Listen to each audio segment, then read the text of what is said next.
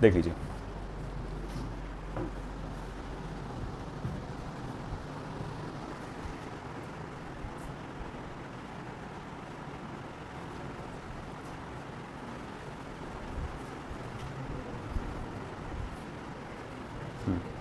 चलो डिस्कस करेंगे पहले 10 में।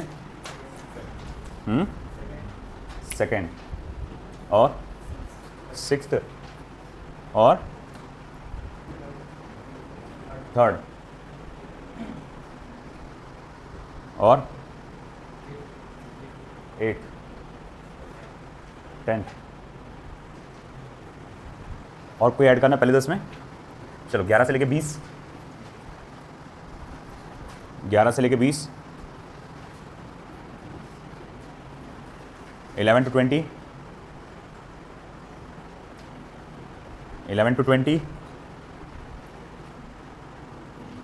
18, 11 to 20 again, 19, 11 to 20 again, 13 और 16। ठीक, और कोई? चलो 21 to 25, 24, 21 to 25, 25 और कोई? चलिए फिर स्टार्ट करते हैं। तो सबसे पहला जो क्वेश्चन आस्क है वो है प्रॉब्लम नंबर सेकंड। क्या कहता है प्रॉब्लम नंबर सेकंड?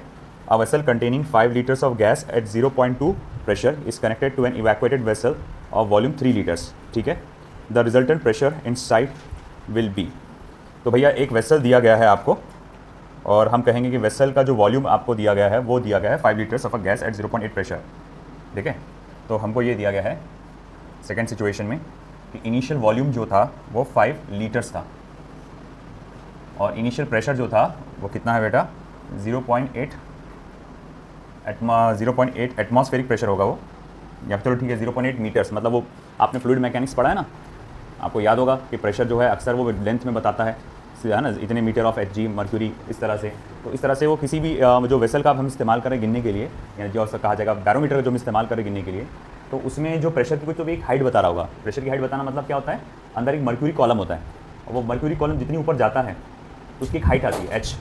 फिर उसको आप डेंसिटी और एक्सेशन ड्यू टू ग्रेविटी से जब मल्टीप्लाई करते हैं तब जाके वो पास्कल्स में या न्यूटन पर मीटर स्क्वायर में कन्वर्ट होता है। हम कभी कभार प्रेशर को ये रो जी छोड़कर सिर्फ हाइट से भी मेंशन कर देते हैं। तो आपको जो प्रेशर है वो 0.8 मीटर्स करके दिया गया। अच्छा देखो, वो जो वेसल था वो 5 लीटर का था, बाद में आपने उसको क्या करे 3 लीटर के साथ उसको कनेक्ट कर दिए। अब जब 3 लीटर के साथ आपने उसको कनेक्ट कर दिए तो अब मुझे बताओ जो वॉल्यूम है वो टोटल कितना हो गया होगा? हाँ, जब वो आपने 3 लीटर के साथ उसको कनेक्ट किए तब टोटल वॉल्यूम कितना हो गया होगा? 8 लीटर्स हो गया होगा, है ना। तो मैं बोलूँगा ठीक है, टोटल वॉल्यूम जो बाद में कहा जाएगा वो 5 + 3 यानी कि 8 लीटर्स हो जाएगा। 5 + 3 यानी कि 8 लीटर्स हो जाएगा। बात समझ रहे क्या आप, है ना। अब ऐसा है कि वो सिस्टम कैसा है, पूरा आइसोलेटेड है और उसने कहा है कि भैया आपको क्या कैलकुलेट करने के लिए कहा उसने? कहाँ कह रहे? हाँ, रिजल्टेंट प्रेशर। ठीक है, चलो अब अगर अपने को रिजल्टेंट, एक मिनट रुका, वो क्वेश्चन इधर मिस हो गया। ठीक है, हाँ अरे यार, अब देखो रिजल्टेंट प्रेशर हमें कैलकुलेट करने के लिए कहा है। अब हम लोग जानते हैं कि एक आइसोलेटेड सिस्टम में मान लो कि PV = क्या है? कांस्टेंट है। तो P1 V1 = P2 V2। P1 कितना है? 0.8 मल्टीप्लाई बाय 5। P2 हमें निकालना है। V2 कितना है बेटा? 8। तो ये कितना हो रहा फिर? देखो P2 = 0.8 अपॉन मल्टीप्लाई बाय 5/8। तो ये हो जाएगा कितना भैया? ये हो जाएगा 0.1। 0.5 करके आना चाहिए आंसर, है क्या? आंसर क्या है? वही आंसर है ना, 0.5। ठीक है, तो ये 0.5 करके हमारा आंसर आएगा। तो ये था हमारा सेकंड वाला। अब हम बढ़ेंगे आगे, द थर्ड वन।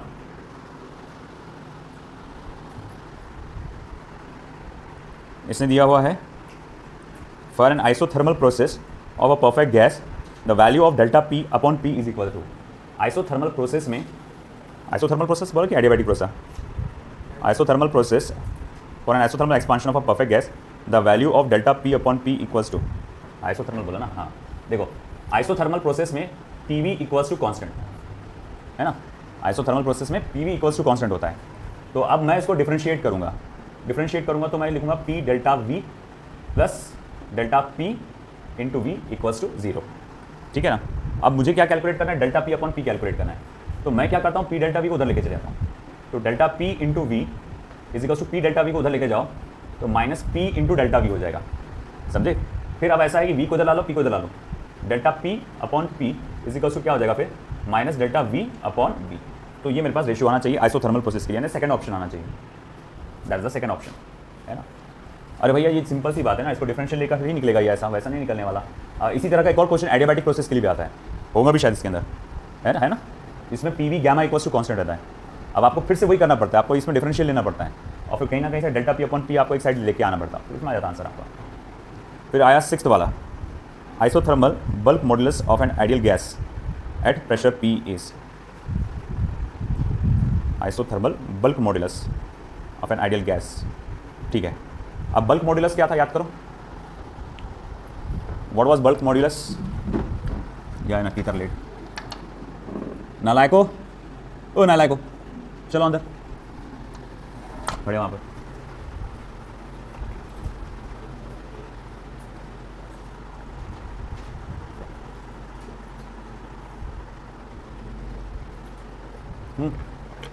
दरवाज़ा खोलो। आपने मैकेनिकल प्रॉपर्टीज ऑफ सॉलिड नाम का चैप्टर पढ़ा है, कपड़ा देना। मैकेनिकल प्रॉपर्टीज ऑफ सॉलिड नाम का चैप्टर आपने पढ़ा है, दरवाज़ा बंद करके आओ। मैकेनिकल प्रॉपर्टीज ऑफ सॉलिड में अब बल्क प्रॉपर्टीज ऑफ मैटर, चलो जल्दी।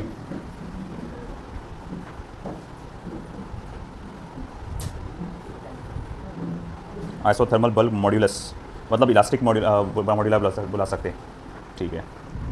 Of an ideal gas at pressure P is. Elastic moduli बोले तो क्या होता है, स्ट्रेस अपॉन स्ट्रेन। दरवाज़ा बंद करिए बेटा। अब देखो सिक्स्थ वाला, इसने आपसे क्या पूछा है बेटा, isothermal bulk modulus. Isothermal bulk modulus. अब आइसोथर्मल बल्क मॉड्यूलस का मतलब क्या हुआ, इसने इलास्टिक मॉड्यूला पूछा आपसे। इलास्टिक मॉड्यूला क्या होता है, ये होता है स्ट्रेस अपॉन स्ट्रेन होता है ना। स्ट्रेस अपॉन स्ट्रेन, स्ट्रेस किसके इक्विवेलेंट होता है, प्रेशर के इक्विवेलेंट होता है ना, upon change in volume upon, या फिर इसको आप स्ट्रेन कह सकते हैं सिंपली। ओके, ऑप्शंस में क्या क्या है आपके पास, अच्छा ठीक है, इन द सिर्फ फॉर्म ऑफ प्रेशर आपको बोला गया, as an ideal gas at pressure P is equals to, ठीक है। तो आप जब isothermal bulk modulus of an ideal gas के लिए डेल्टा पी अपॉन पी और स्ट्रेन को आप क्या बोल सकते हैं, stress is equals to elastic moduli सिर्फ स्ट्रेन, तो ई इंटू स्ट्रेन अगर कहा जाएगा तो सिर्फ प्रेशर पी आएगा। मगर आइसोथर्मल बल्क मॉड्यूलस से सिर्फ इलास्टिक मॉड्यूला होता है, स्ट्रेन का क्या होगा फिर, पी है सिर्फ। ऑप्शन क्या सही है क्या, P/2 स्ट्रेन। आइसोथर्मल मतलब टेम्परेचर कांस्टेंट रहेगा, यहाँ पर वॉल्यूम का कुछ देना देना नहीं। और डेल्टा वी अपॉन वी की जगह क्या डाल सकता हूँ मैं, डेल्टा पी अपॉन पी डाल सकता, अगर डाला बी तो स्ट्रेन बोले तो change in volume upon original volume. इसको देखते हैं अपन लास्ट में, इसमें थोड़ा कन्फ्यूजन हो रहा है मेरे को, इसको लास्ट में जाएंगे अपन, आगे उस पर बढ़ते हैं। नेक्स्ट 8 है कि 7 है, वो 8 है ना, ठीक है। 1 mole of an ideal gas expand at constant temperature of 300 kelvin. तो 8 नंबर का है, number of mole of gas is 1 मोल और कांस्टेंट टेम्परेचर 300 केल्विन पे एक्सपांड हो रहा है। और इनिशियल वॉल्यूम आपका जो दिया गया है वो कितना दिया गया है, 10 लीटर्स, और फाइनल वॉल्यूम कितना दिया गया है आपका, 20 litres. The work done in expanding the gas is, ठीक है, work done in expanding the gas at constant, क्या है यहाँ पर कुछ बोला उसने आगे, प्रेशर टेम्परेचर कांस्टेंट है बस, और टेम्परेचर कांस्टेंट मतलब कौन सा होता है, आइसोथर्मल प्रोसेस। और आइसोथर्मल प्रोसेस में वर्क डन का फॉर्मूला क्या होता, mu R T natural log of V1 upon V2 है कि V2 upon V1, V2 upon V1। तो फिर भैया वो mu R T natural log of वो 20 अपॉन 10 करेंगे तो क्या हो जाएगा बेटा 2। म्यू की वैल्यू की है 1, आर की वैल्यू है 8.314, टेम्परेचर कितना दिया हुआ है 300 केल्विन, और नेचुरल लॉग ऑफ 2 कितना होता है मैंने आपको बताया था 0.693। चलो करो कैलकुलेट, इसको मल्टीप्लाई करो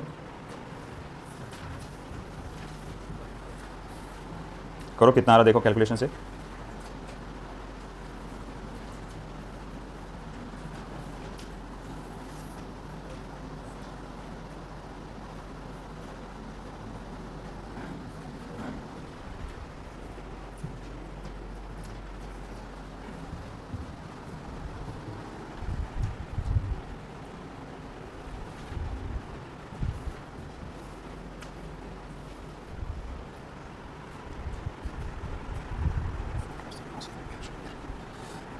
pressure of a tire is 4 times the atmospheric pressure to enter the tire of the bus.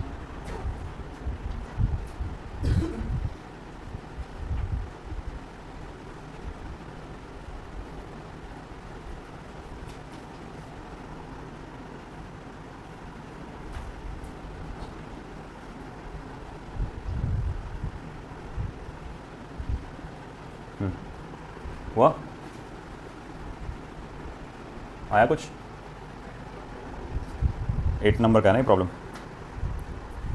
कौन सा आंसर आ रहा है?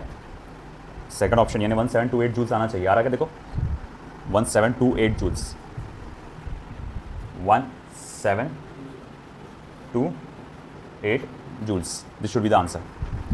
चलिए अब 10th वाले पे बढ़िए। The pressure in the tyre of a car is 4 times the atmospheric pressure at 300 kelvin. तो एक टायर में हवा भरी हुई है और उसका प्रेशर एटमॉस्फेरिक प्रेशर से पहले 4 गुना है कि नहीं, और टेम्परेचर उस वक्त 300 केल्विन है उसके अंदर का। अचानक से टायर फट गया और उसके अंदर की हवा एटमॉस्फेयर में फैल गई। अब भैया तुमको नहीं लगता कि टायर फटने के बाद जो हवा है वो एटमॉस्फेयर में फैल गई, तो अब जो अंदर टायर के अंदर का जो प्रेशर रहेगा वो अब जो एटमॉस्फेरिक प्रेशर है उसी के बराबर रहेगा। समझ में आ रहा है क्या पॉइंट? टायर है, गाड़ी का टायर, साइकिल का टायर, आप इमेजिन करो हवा उसमें दबा के एकदम भरी रहती, ठूस ठूस के भरी हुई रहती है कि नहीं, तो उसका प्रेशर बहुत ज़्यादा रहता। तो उसने बोला अभी प्रेशर कितना शुरू में, जब टायर पूरा अच्छे से है, हवा ताकत से भरी हुई है, तो प्रेशर कितना है? 4 टाइम्स ऑफ एटमॉस्फेरिक प्रेशर है कि नहीं। और उस वक्त टेम्परेचर कितना बेटा? 300 केल्विन। अब अचानक से टायर फटा, थाड़, हवा बाहर चलेगी, है ना। अब हवा है क्या टायर के अंदर? अब जो हवा है वो कौन सी गैस नहीं है जो आपने भरे थे, वो गैस नहीं, बस जो हवा आसपास चलती जो, बस वही हवा है। तो मैं बोलूँगा अब जो टायर के अंदर प्रेशर होगा वो अब किसके बराबर होगा? अब बोले टायर तो बस आसपास के एटमॉस्फेयर से कॉन्टैक्ट में, बस तो जो आसपास के एटमॉस्फेयर का प्रेशर होगा वही होगा। तो सेकंड कंडीशन में जो प्रेशर होगा वो कितना होगा? एटमॉस्फेरिक प्रेशर के बराबर।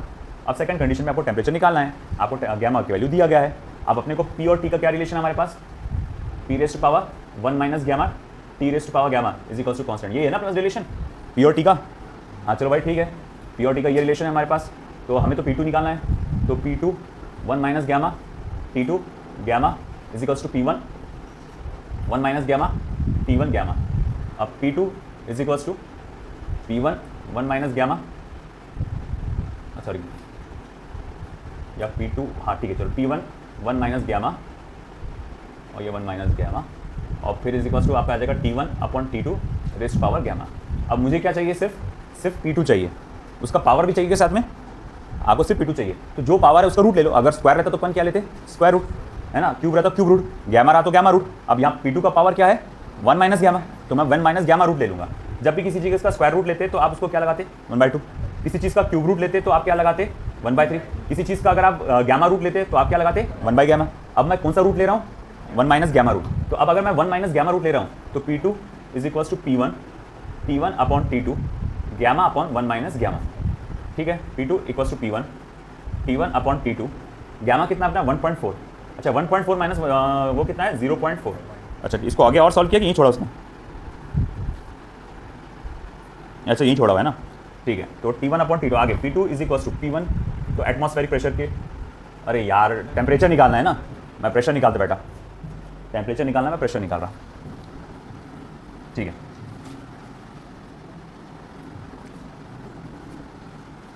वंस अगेन यहाँ से ही जाना पड़ेगा return.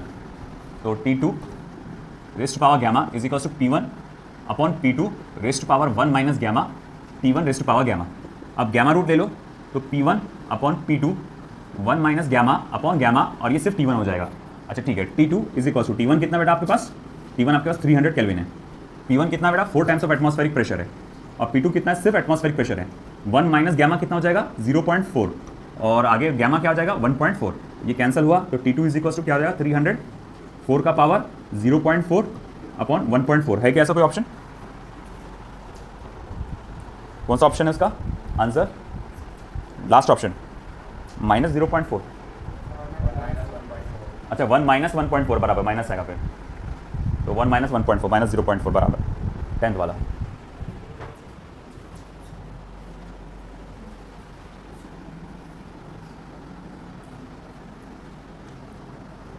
Allah अस्तगफिरुल्लाह।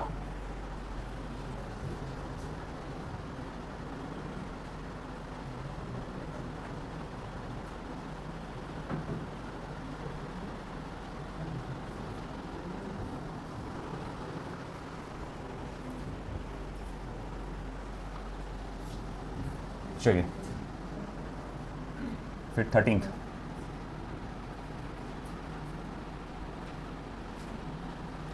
The adiabatic bulk modulus of a perfect gas at pressure P is given bye.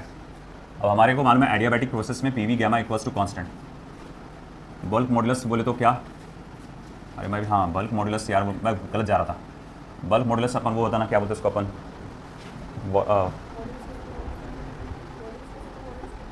Volume stress upon volume strain, that's it. हाँ वही बल्क मॉडुलस, मैं गलत पकड़ लिया।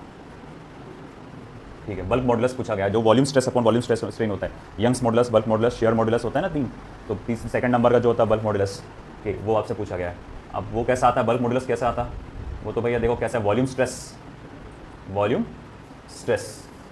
अपॉन वॉल्यूम स्ट्रेन आता है। Volume stress upon volume strain, volume stress क्या होता है डेल्टा पी, और वॉल्यूम स्ट्रेन क्या होता है डेल्टा वी बाय वी। अरे बराबर, वो इतना आसान क्वेश्चन था, मैं भी उसको इजीली वो कर दिया। खैर बताता हूँ, वो वाला भी बता देता हूँ, दिमाग काम नहीं करना चाहिए। तो वॉल्यूम स्ट्रेस बोले तो increase in pressure, volume strain बोलते डेल्टा वी अपॉन वी। तो आपको देखो यहाँ पर पूछा एडियाबैटिक प्रोसेस में पूछा है कि इसकी वैल्यू क्या आएगी।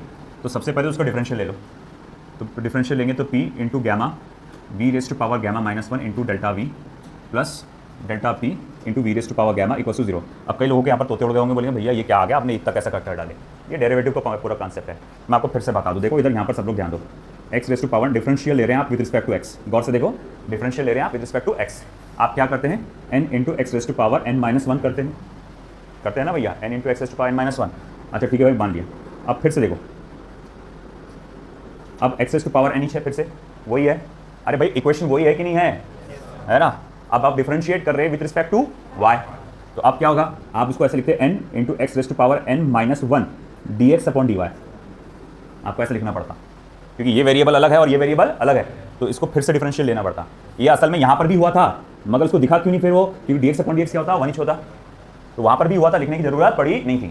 तो देखो ये था differentiate with respect to x, ये था differentiate with respect to y, और एक होता है ओनली डिफरेंशियल। क्या होता है एक ओनली डिफरेंशियल। डिफरेंशियल में क्या होता है, सिर्फ ऐसा विद रिस्पेक्ट टू, कुछ पता नहीं अपने को, कुछ भी हो सकता है, या अभी हमने डिसाइड नहीं किया कि इसको डिफरेंशिएट करना है किसके रिस्पेक्ट में।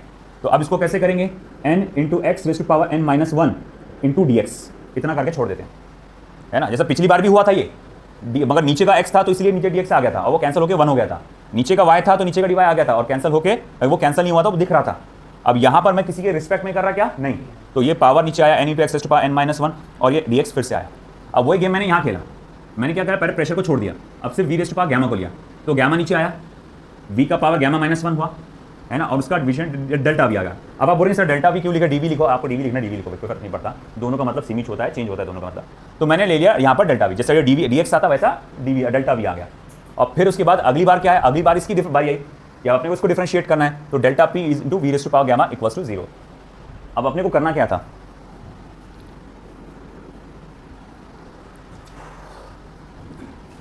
P into gamma V raise to power gamma -1 into delta V is equals to minus delta P into V raise to power gamma. ठीक है भाई, मान लिए। अब एक काम करो भाई, अपने को क्या चाहिए, अपने को डेल्टा पी और अपॉन डेल्टा वी ये सब चाहिए। ठीक है, एक काम करो, ये डेल्टा वी को उधर लो, तो मैं लिखूंगा minus delta P into V raise to power gamma, ये RHS को उधर लिख रहा हूँ मैं, V raise to power gamma -1 को मैंने इधर लेकर आया। हाजी भाई ला लिया आपने V raise to power gamma -1 को उधर, और फिर उसके बाद ये हो जाएगा P into gamma, P into gamma. ठीक है, चलो देखते हैं कैंसिल होता है क्या, माइनस डेल्टा पी, ओके। और अगर मैं डेल्टा वी कहाँ गया भाई, अच्छा ये भी लाना पड़ेगा मुझको नीचे, यहाँ पर डेल्टा वी को भी लाना पड़ेगा इधर, तो डेल्टा वी को भी लाना पड़ेगा इधर। तो देखो मैंने क्या किया, ये दोनों टर्म्स को ला लिया, ये भी और ये भी, पूरा का पूरा उठा के इसके डिवीजन में डाल दिया मैंने।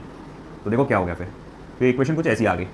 अब delta P V raise to power gamma और V raise to power gamma -1, ये दोनों काय में बेटा, डिवीजन में, तो इनके पावर क्या होंगे, सब्ट्रैक्ट होंगे।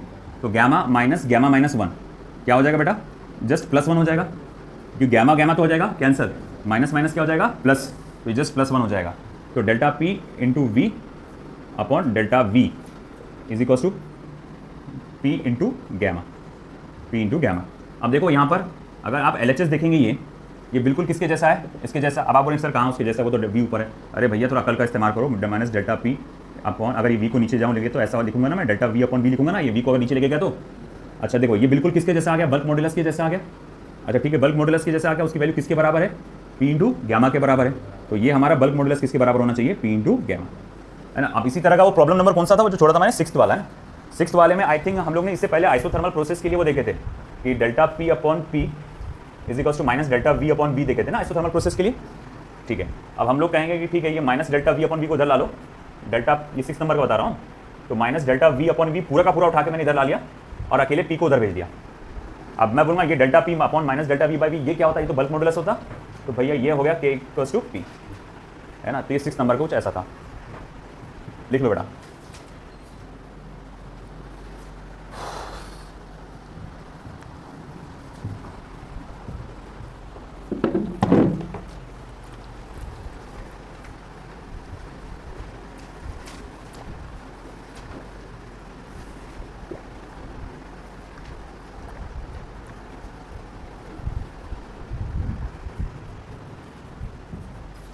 अस्तगफिरुल्लाह।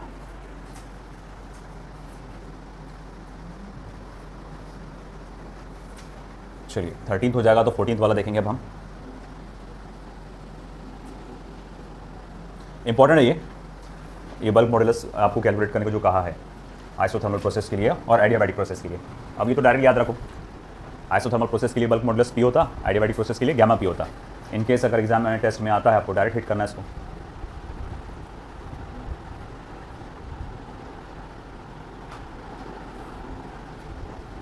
फोर्टीन्थ नंबर का अब पॉली एटॉमिक गैस दिया हुआ है। तो पॉली एटॉमिक मतलब क्या होता है, जिसके जो कहा जाएगा एटॉमिक नंबर इसका जो कहा जाएगा, सॉरी एटॉमिक नंबर नहीं, नंबर ऑफ एटम्स जो है इसके अंदर 2 से ज़्यादा होंगे, 3 4 5 ऐसे कुछ हो सकते हैं मॉलिक्यूल में।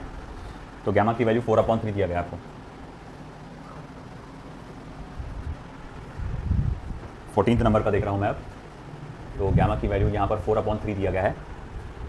इस compress to 1/8 of its volume adiabatically. तो V2 जो है 1/8 टाइम्स ऑफ V1 है। इनिशियल प्रेशर जो है आपको दिया गया वो P0 दिया है, तो न्यू प्रेशर क्या होगा वो आपसे पूछा गया है। अब क्योंकि देखो एडियाबैटिक प्रोसेस में 2 वॉल्यूम के बीच का रिलेशन और एक प्रेशर की वैल्यू देके आपको दूसरा प्रेशर पूछा गया है, तो यहाँ पर आप क्या इस्तेमाल करेंगे, वर्क डन पूछा गया आपको नहीं। एडियाबैटिक प्रोसेस के 2 फॉर्मूले, 2 ही तो फॉर्मूले है, एक काय का है, वर्क का है कि नहीं, और एक इक्वेशन ऑफ स्टेट का है। इक्वेशन ऑफ स्टेट के 3 फॉर्मूले हैं, है कि नहीं, एक पीवी का रिलेशन, एक पीटी का रिलेशन और एक वीटी का रिलेशन। अब यहाँ पर किसका रिलेशन इस्तेमाल करेंगे, पीवी का, प्रेशर और वॉल्यूम का।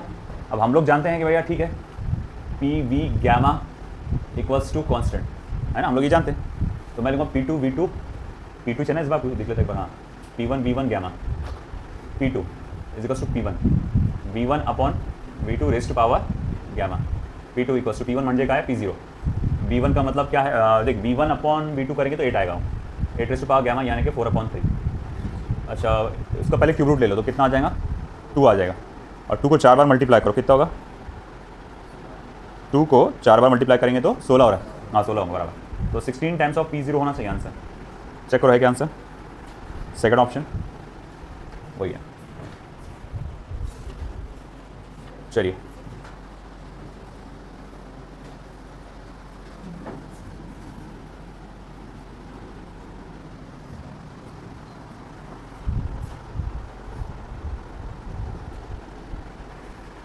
नेक्स्ट है फिर 16th वाला, for an adiabatic process of a perfect gas that the value of delta P upon P, वो तो यहीं से निकल जाता है। डेल्टा पी अपॉन पी है, यहाँ से लिखो, पी को इधर ला लो, डेल्टा पी अपॉन पी को इधर लेके चले जाओ। प्रॉब्लम नंबर 16 देख लो, उसमें आइडियल गैस एडियाबैटिक एक्सपांशन में डेल्टा पी अपॉन पी की वैल्यू पूछा उसने। एडियाबैटिक एक्सपांशन में डेल्टा पी अपॉन पी की वैल्यू यही था ना एडियाबैटिक एक्सपांशन का। अब इसमें क्या करो, ये पी को इधर ला लो, अब पूरे के पूरे डेल्टा वी अपॉन पी को उधर लेके चले जाओ।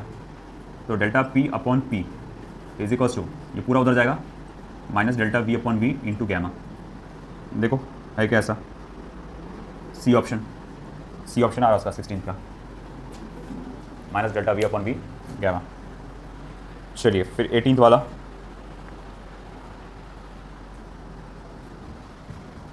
थर्टीन नंबर का हो गया सभी का।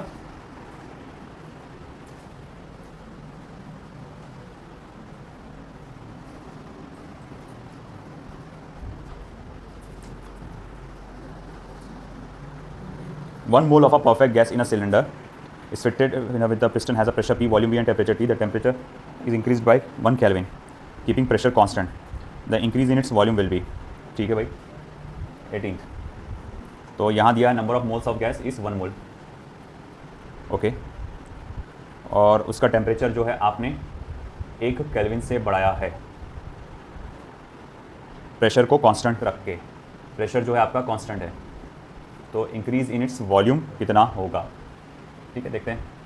अब देखो, अगर ऐसा देखा जाए तो P V is equals to mu R T होता है हमारा वैसे तो, और अगर इसका डिफरेंशियल ले रहा हूँ मैं तो P into delta V mu R delta T, delta V is equals to फिर होना चाहिए mu R delta T upon T, है ना। अब वो डेल्टा टी की वैल्यू तो 1 है, तो म्यू आर अपॉन पी हो सकता है। ऑप्शन में क्या है, in the form of volume दिया हुआ है। अच्छा ठीक है, अब देखो हमारे पास P V is equals to mu R T होता है, तो P V equals to mu R T है, तो पी की जगह मैं क्या डाल सकता हूँ, mu R T upon V डाल सकता हूँ। तो म्यू आर और पी की जगह mu R T upon V, mu R cancel हो जा रहा, वी बाई टी आ रहा, फिर वो 1 mole of a perfect gas इस cylinder with the piston has a pressure P, volume temperature T. The temperature is increased, keeping the pressure constant. The increase in its volume will be volume constant, मतलब कौन सा, isochoric process. 1 mole of an ideal gas is fitted, मतलब जो भी आपका increase in 1 mole of an ideal gas is a cylinder is fitted with the piston pressure P, volume V and temperature T. If the temperature is increase by 1 kelvin, keeping pressure, नहीं pressure isobaric process, the increase in volume will be. यहाँ तो भैया temperature दिया नहीं है, initial temperature तो दिया नहीं कुछ इसने। ऑप्शन कौन सा है इसका, सी 273 केल्विन। कहीं दिखा हुआ है क्या 0 डिग्री सेल्सियस था पहले temperature. 1 mole of a perfectly fitted with a piston has a pressure P, volume V and temperature, the temperature is increase bye, कहीं तो लिखा हुआ नहीं है ऐसा।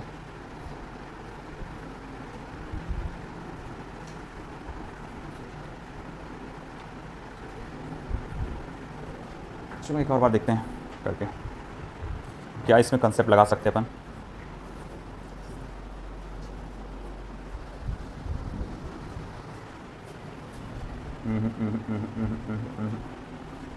इंक्रीज इन वॉल्यूम, चलो यहाँ तक तो ठीक है। Change in temperature T2 minus T V, ये आपका चेंज इन टेम्परेचर है, T2 माइनस टी वी।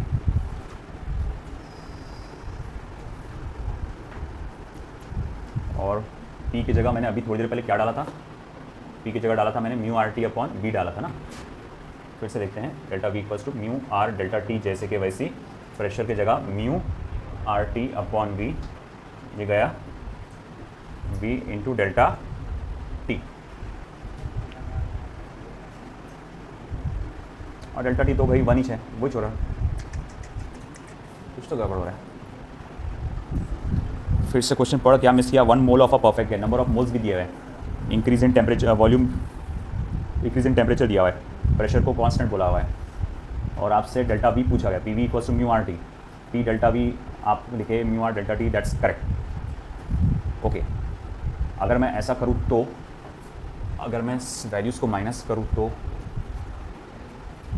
एक ही बात है, फिर वो माइनस भी करेंगे तो P V one is equals to mu R T one, P V two is equals to mu R T two. अच्छा, अगर मैं V2 अपॉन V1 दूंगा तो कितना आएगा, T2 अपॉन T1,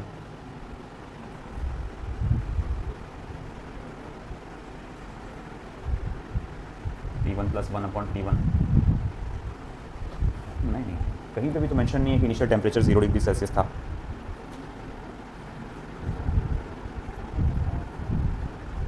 चलो इसको आखिरी में देखते हैं, शायद आखिरी हफ्ते तक लाइट लग जाए इसके। 19th वाला देखो जब तक, work done by air when it expands from 50 litres to 150 litre at constant pressure. अरे तो बहुत आसान है यार, इनिशियल वॉल्यूम क्या बोला हुआ है इसने, इनिशियल वॉल्यूम कितना है 50 लीटर्स, यानी 50 into 10⁻³ metre cube. Final volume कितना दिया उसने 150 लीटर्स, यानी कि 150 इंटू 10⁻³ मीटर क्यूब, और कांस्टेंट प्रेशर जो कितना दिया हुआ है 2 एटमॉस्फेरिक प्रेशर, यानी 2 इंटू 10⁵ न्यूटन पर मीटर स्क्वायर। वर्क डन क्या होता है P डेल्टा V, यानी 2 इंटू 10⁵। अच्छा, इन दोनों को माइनस करो तो 100 इंटू 10⁻³ तो भैया ठीक है 200 या 2 इंटू 10⁴ आएगा। फिर ये 2 जीरो इसके, इन दोनों को मिला के 2 जीरो, तो 2 इंटू 10⁴ जूल। मैंने सिर्फ उसको अप्रॉक्सीमेशन में करा है, मैंने एटमॉस्फेरिक प्रेशर को जो कन्वर्ट किया मैंने 1.08। अच्छा, इसमें भी अप्रॉक्सीमेट है, फर्स्ट ऑप्शन आता है इसका 2 इंटू 10⁴। हाँ 19 का H है। अगर आपने देखा होगा मैंने यहाँ क्या किया, ये डायरेक्ट आपने देखा कुछ यहाँ पर 2 ATM एटमॉस्फेरिक प्रेशर को न्यूटन पर मीटर स्क्वायर में कन्वर्ट किया। इसके लिए आपको शायद मालूम होगा 1013 इंटू 10⁵ से मल्टीप्लाई करते हैं। मगर 1013 को अप्रॉक्सीमेशन में आप सिर्फ 1 बोल सकते हैं ना, 1 इंटू 10⁵, तो उसको मल्टीप्लाई किए तो इस तरह से आंसर आ गया फिर आपका 19 वाला। नेक्स्ट ओ भाई 24 का, in the following PV diagram 2 adiabatic cuts the 2 isothermals T1 and T2, the value of VA upon VB will be। ठीक है, एक PV डायग्राम दिया गया है यहाँ पे, VA upon VB will be। Problem number 24,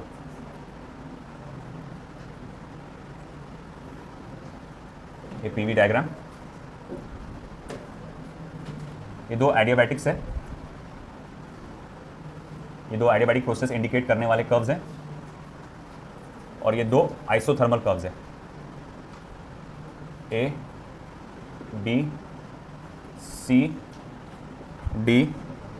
अब ये टेम्परेचर T1 वाला कर्व, ये टेम्परेचर T2 वाला कर्व, और जब ये पॉइंट A पे था तब वॉल्यूम VA, जब पॉइंट D पे था तब वॉल्यूम VD, जब पॉइंट B पे था तब वॉल्यूम VB, जब पॉइंट C पे था तब वॉल्यूम VC। तो इसने बोला है कि आप पता लगाओ VA upon VD equals to what. बनाओ ये डायग्राम।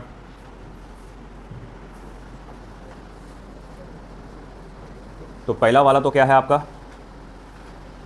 A से लेकर B तक के जाएंगे तो आइसोथर्मल प्रोसेस, B से लेकर C तक जाएंगे तो एडियाबैटिक प्रोसेस, C से लेकर D तक जाएंगे वंस अगेन आइसोथर्मल प्रोसेस, और D से लेकर A तक जाएंगे तो वापस से एडियाबैटिक प्रोसेस। ठीक है, और ये वॉल्यूम वर्सेस प्रेशर है ना, कि PV डायग्राम ही है ना। ठीक है, चलिए वो 19 वाला हो गया लिखना सभी का।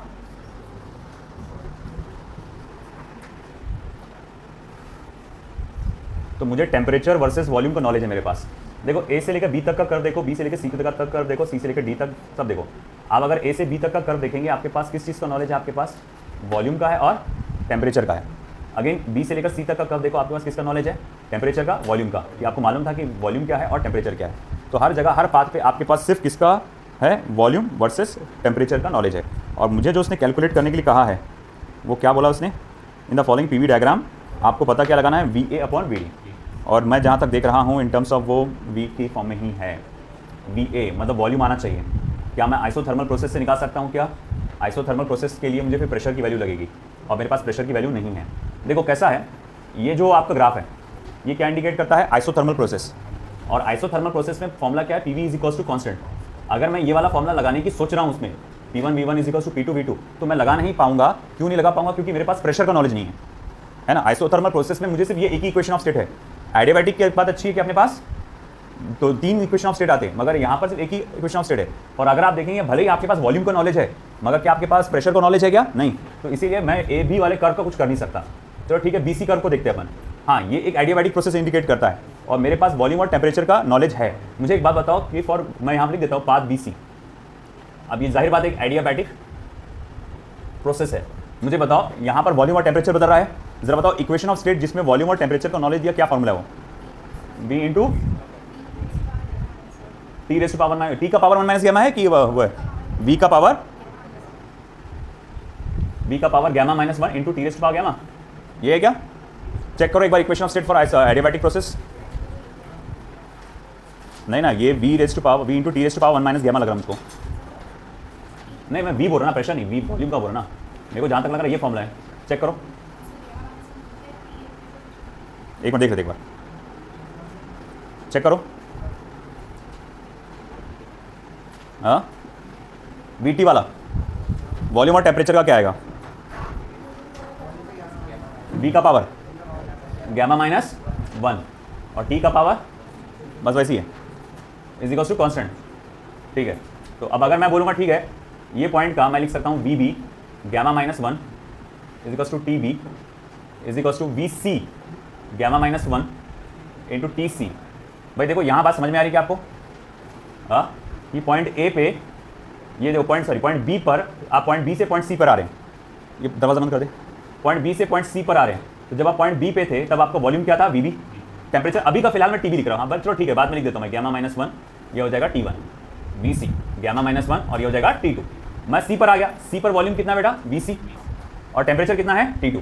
चलो इसे आप इक्वेशन नंबर 1 दे दो। अब चलो आइसोथर्मल प्रोसेस से फिर से ये अपने कोई काम करनी, आपने को एडियाबैटिक प्रोसेस से लेना फिर से। अब आप कहाँ से कहाँ जा रहे हैं बेटा, D से A पे जा रहे हैं। चलो D से A पे जा रहे, मैं चलो ठीक है पॉइंट A का देखता हूँ सबसे पहले। पॉइंट A पर वॉल्यूम कितना है, तो बोले VA, तो मैं फिर से VT वाला इक्वेशन लगा रहा हूँ। तो VA गैमा -1 और T1 के जगह मतलब मैं थोड़ी देर के लिए TA लिख देता हूँ अभी का, और फिर मैं बोलूँगा आप B पर D को पकड़ो फिर वापस सेकंड में, तो VD गैमा -1 और आपका TB आ गया, TD आ गया। देखो गौर से, मैंने अब ये एडियाबैटिक प्रोसेस पकड़ा, समझ में आ रहा है कि आपको? पहले आपने ये एडियाबैटिक प्रोसेस का ग्राफ लिए थे, इस पे आपने ये इक्वेशन लगाए थे, अब आपने ये वाले एडियाबैटिक प्रोसेस की ग्राफ लिए और इस पे इक्वेशन लगाए। तो आपने क्या करे बेटा, फिर यहाँ पे आपने ये वाला पहले पकड़ा। क्यों पहले पकड़ा, क्योंकि मैं चाहता कि T1 के नीचे T1 है, और यहाँ से लेकर यहाँ तक यानी A से लेकर B तक के टेम्परेचर कितना है T1 है, और B से लेकर C तक क्या है टेम्परेचर T2 है। ये है ना पूरा ग्राफ, देखो ये लाइन का बोल रहा है टेम्परेचर T1 है करके, और ये आइसोथर्मल प्रोसेस का ग्राफ है। आइसोथर्मल प्रोसेस में क्या कांस्टेंट रहता है, टेम्परेचर। मतलब यहाँ से लेकर यहाँ तक क्या है टेम्परेचर कांस्टेंट है, तो मतलब यहाँ पर भी T1, यहाँ पर भी T1, यहाँ पर भी T1, यहाँ पर भी T1। तो मैं चाहता था कि एग्जैक्ट T1 के नीचे T1 है, तो इसीलिए मैंने क्या करा, पहले ये वाले पॉइंट को लिया और ये फॉर्मूला लिखा जो ऊपर वाला फॉर्म फिर से लिखा। तो VA gamma -1 into T1, VD gamma -1 into T2। अब चलो इसको दे दो इक्वेशन नंबर 2। अब आप क्या करो बेटा, इन दोनों को डिवाइड कर डालो। तो चलो डिवाइड करते हैं, equation number 1 divided by equation number 2, तो क्या हो जाएगा वो VB gamma -1 upon VA gamma -1 is equals to VC gamma -1 upon VD gamma -1। अब आप देख रहे सभी टर्म्स का पावर कैसा है, सेम है, तो मैं एक साथ गैमा -1 रूट ले सकता। अगर गैमा -1 रूट लूंगा तो सभी के पास से क्या होगा, पावर हट जाएगा, बचेगा क्या, सिर्फ VB upon VA is equals to VC upon VD। आपने को चाहिए क्या रे, VA अपॉन VD, तो VA इधर लेके जाओ अपॉन VD, VC इधर आ जाएगा, VB upon VC। Answer VB upon VC आना चाहिए। ऑप्शन चेक करो, यानी फर्स्ट ऑप्शन ए ऑप्शन ये आ गया आपका।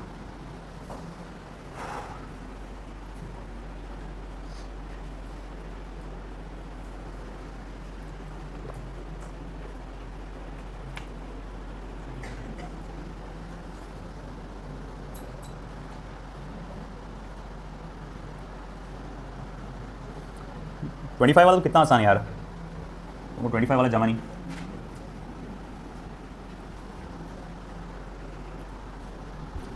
The PV diagram of an ideal gas cycle is as shown in figure. PV diagram A से लेके B, B से लेके C,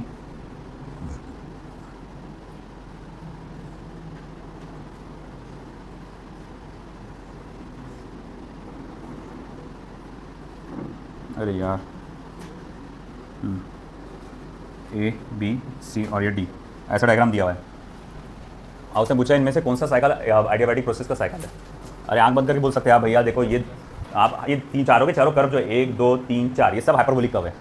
हाइपरबोलिक कर्व बोले तो जो ऐसा आते है ना, जिसका स्लोप ज़्यादा रहता है वो एडियाबैटिक रहता है, जिसका स्लोप कम रहता है वो आइसोथर्मल। ये और ये स्लोप कम है आइसोथर्मल, इसका एवरेज स्लोप ज़्यादा है एडियाबैटिक। तो यहाँ पर BC और AD, BC एंड DA बोलना चाहिए, ये आपका एडियाबैटिक कर्व है, सिंपल। चलो 18 पे आते हैं वापस।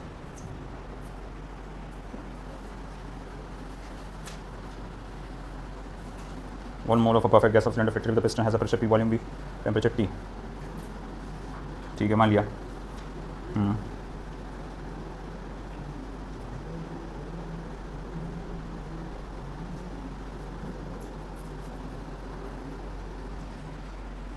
एक काम करते हैं, इसने क्या कांस्टेंट बोला था, प्रेशर। 18th का आइसोबारिक प्रोसेस का इक्वेशन ऑफ स्टेट क्या रहता, V/T इक्वल्स टू कांस्टेंट रहता ना, V/T इक्वल्स टू कांस्टेंट, यानी कि V1 upon T1 is equals to V2 upon T2 रहता। ठीक है भाई मान लिया। आपने से पूछा क्या उसने, the increase in its volume क्या आएगा वो पता लगाओ। Okay okay okay okay okay okay okay, यानी V2 माइनस V1 कितना आएगा वो पता लगाओ। एक काम कर दो, पहले V2 को तो अकेला कर दो, T2 upon T1 into V1। अच्छा अगर मैं V2 माइनस V1 करता हूँ, V2 minus V1 is equal to T2 upon T1 into V1 minus V1, तो ये डेल्टा B जो कि इंक्रीज इन इट्स वॉल्यूम है, T2 upon T1 minus 1 into V। और जहाँ तक मैं जानता हूँ T2 जो है T1 प्लस 1 है, upon T1 minus 1 into we. फिर वही चारा वो घुमा फिरा के क्रॉस मल्टीप्लाई करेंगे 1 अपॉन T1 इंटू वी, यानी कि V अपॉन T1 आएगा। और अगर T1 equal to 0 degree Celsius हुआ तब जाके वो 273 केल्विन आएगा, वो पुरानी वाली वैल्यू आ रही। अगर T1 equal to 0 degree Celsius mention है तो है ना वो, और क्वेश्चन में कहीं पे भी वो मेंशन नहीं है। एक काम करो, क्वेश्चन में डाल दो ब्रैकेट के अंदर T1 equal to 0 degree Celsius, क्योंकि उसके बिना वो पॉसिबल थोड़ी है। अपने को ऐसा मालूम कि T1 की वैल्यू क्या है, 273 कैसे आया। ब्रैकेट में लिख दो क्वेश्चन में T1 equal to 0 degree Celsius.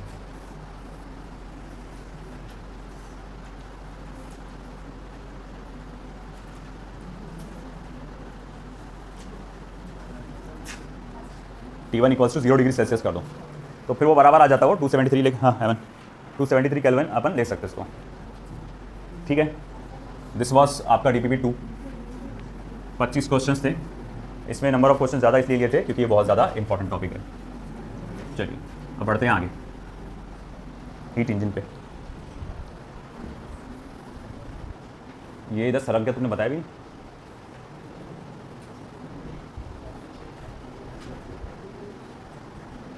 वाह भाई वाह, पूरा लेक्चर